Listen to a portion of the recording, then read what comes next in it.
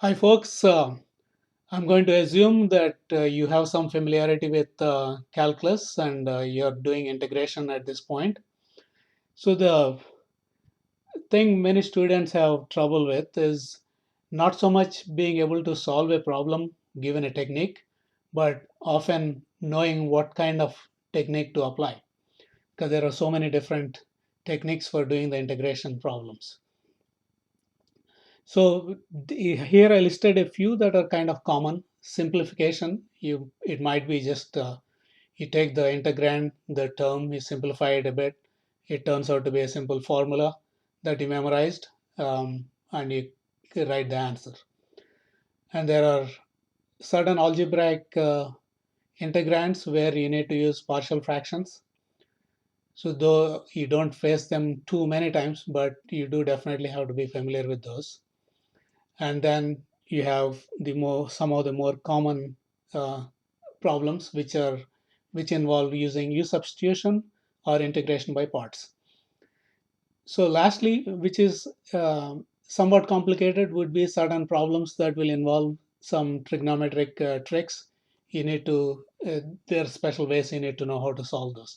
So we'll probably cover those in some future video, but the focus of this video specifically is looking at a integrand which looks like you could use the substitution, you're not very sure, or it could be something you may have to do integration by parts, which is a little bit more complicated.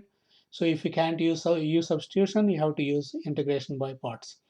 So here we look at a few problems so that you kind of get to polarize your thinking. So as soon as you see the problem, you get a sense of, hey, I can use substitution here. So without too much ado, let me get you a few problems and we'll take a look at those.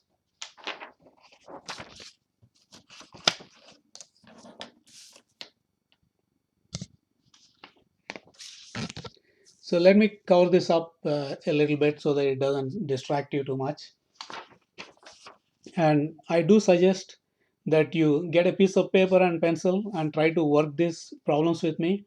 We don't need to really solve the problems. In fact, I'm not going to do that today. We have um, then you would only be stuck with one or two problems and we won't be done with much. So I just want to look at a whole lot of problems, maybe about 10 of them, and see whether you can use U substitution in those problems or not. So let's look at the first one. So you have x square and under the radical you have 2x cubed plus 6. So what you want to do is, in U substitution, is you need to find one term in the whole expression that if you take a derivative of that, it needs to be the same as the other term or a multiple of it at least. So here if we take 2x cubed plus 6, if we take the derivative of this would be 6x square, which is just the multiple of x square. So in this case you can use substitution.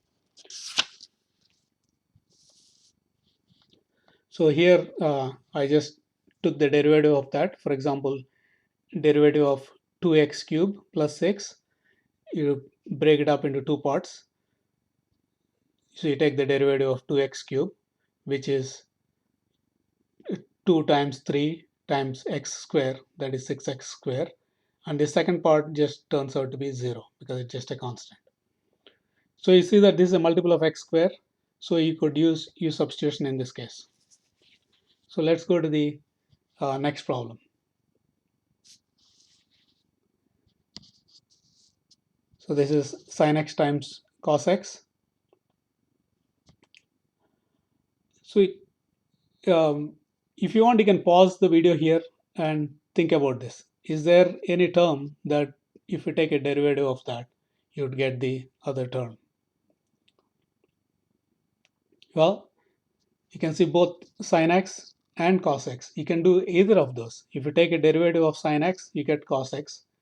So you could use that as a u, or you take derivative of cos x, you get minus sin x, which is just a multiple of sin x. So you could use that as u also. So either of these first two problems that we saw, you can use the U substitution on this.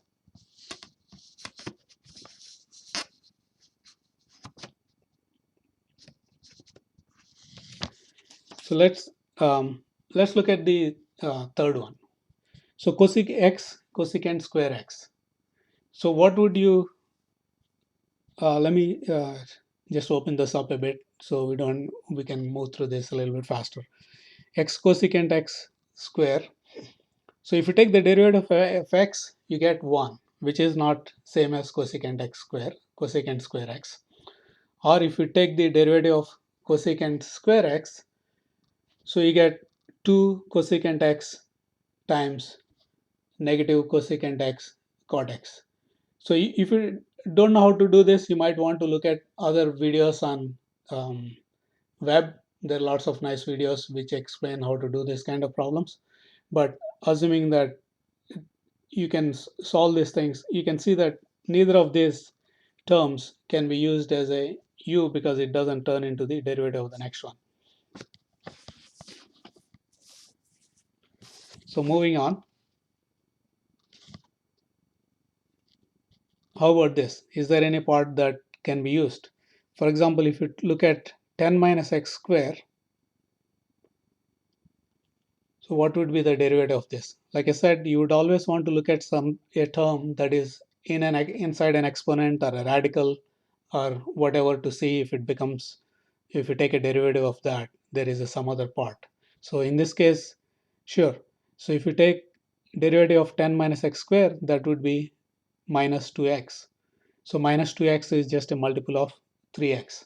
So clearly in this case also, so you can use the U substitution. So if you go here, so 10 minus x square, the first part, the 10 derivative of 10 is 0. So if you take the derivative of minus x square, you get minus 2x, which is just a multiple of 3x. So let's go to the next problem. X times e to the power of x dx. So what about this? If you take a derivative of x that is not e to the power of x, that won't work. If you take derivative of e to the power of x, that would be just e to the power of x. So that's not same as x. So that's not going to work. So in this case, you would have to use integration by parts.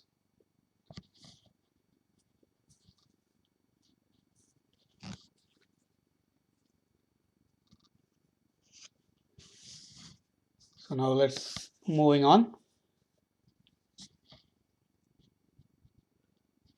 So look at this one. Is there anything, what about if you take derivative of x square plus 1, you get 2x. That's not the same as the second term, or it's not the multiple of the second term. So what about if you take the derivative of the second term? You get 3x square. The derivative of x cube is 3x square. And derivative of 3x is 3. So 3x square plus 3, is that a multiple of this one? Sure. So if you come here, you get x cube plus 3x. The first one is 3x square plus 3 is a multiple of x square plus 1. Because if you multiply x square plus 1 with 3, that's what you would get. So this would be a case where you can do U substitution.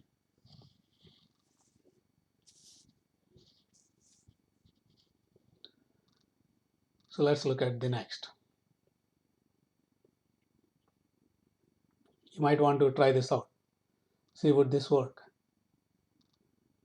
So what is the derivative of ln of x? That's 1 over x. Derivative of x square, that is 2x.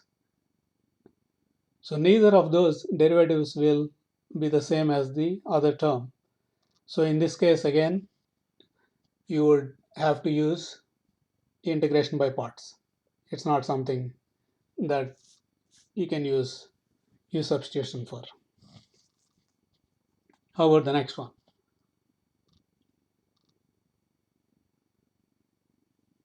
So derivative of 2x square would be 2x. That's not same as sin x or not a multiple of sin x. If you take derivative of sin x, that's cos x. It's not a multiple of x. So in this case too, you would have to use integration by parts.